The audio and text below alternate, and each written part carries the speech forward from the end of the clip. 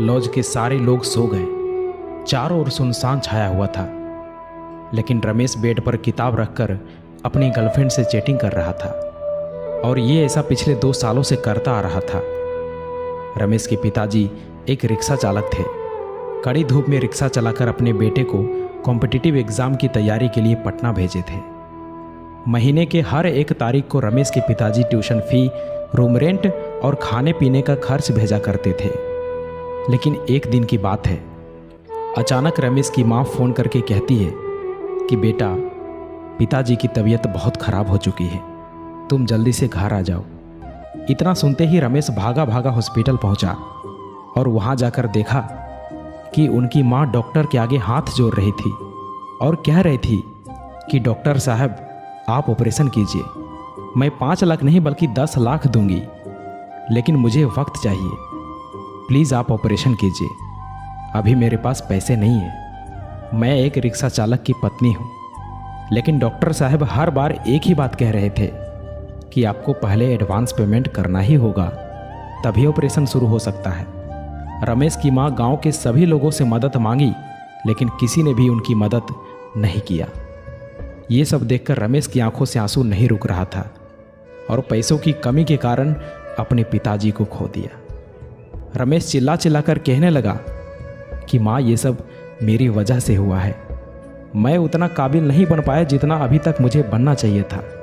रमेश अपने आप को कोसने लगा और कहने लगा कि काश मैं अच्छे से पढ़ाई किया होता, अच्छे से मेहनत किया होता, तो आज मेरे पास जॉब होता, कुछ कर रहा होता और मैं अपने पिताजी को बचा पाता। दोस्तों, आपके साथ कब क्या और कौन सी घटना हो जाए कुछ पता नहीं चलता।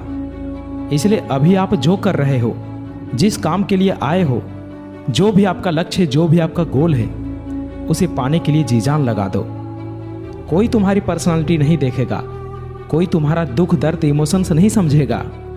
कोई पूछेगा तो बस इतना ही पूछेगा कि कमाते कितने हो। घर वालों ने तुम्हें नाम दिया, अब पहचान तुम्हें अपने दम पर बनानी है। अपने काम के प्रति इतने ईमानदार बनो कि असफलता दूर दूर तक नजर ना आए। प्यार का सहारा लोगे तो एक दिन बर्बाद हो जाओगे। अपनी शान और पहचान बनानी है तो मेहनत का सहारा लेना ही होगा, जी जान से मेहनत करना ही होगा। रोना बंद करो और अपनी तकलीफों से खुद लड़ो। देखो, समय तो तेजी से निकल ही रहा है। अगर वक्त के साथ मेहनत नहीं की, जिंदगी के एक एक महीने, एक एक सप्ताह, एक एक दिन, एक एक घंटे की वैल्यू नहीं की, तो साल के साथ साथ आपकी आधी जिंदगी कब निकल जाएगी कुछ पता नहीं चलेगा। याद रखना, कमजोर तू नहीं, तेरा डिसीजन है। तुझे तेरी डिसीजन से भी ज़्यादा जिद्दी बनना पड़ेगा। याद दिला खुद को कि तुझे तेरी मंजिल बुला रही है। खुद को ऐसा बना कि तेरी मजबूरी भी तुझे तेरी मंजिल तक पहुंचने का रास्ता लगे। देखो, आपका इस धरती पर आना आपके हाथों में नहीं है और जाना भी आपके हाथों में नहीं है, लेकिन इसके बीच का सफ़र तो आपके ही हाथों में है। तो क्यों ना कुछ बड़ा करके जाए। अरे, तुम्हारी ज़िंदगी में सभी दुखों का नाश होगा अगर तुम्हारा संघर्ष सबसे महान होगा। अपने जीवन को इतना महान बनाओ कि आपकी जीवनी सुनकर दूसरे लोगों को महान कार्य करने की प्रेरणा मिले।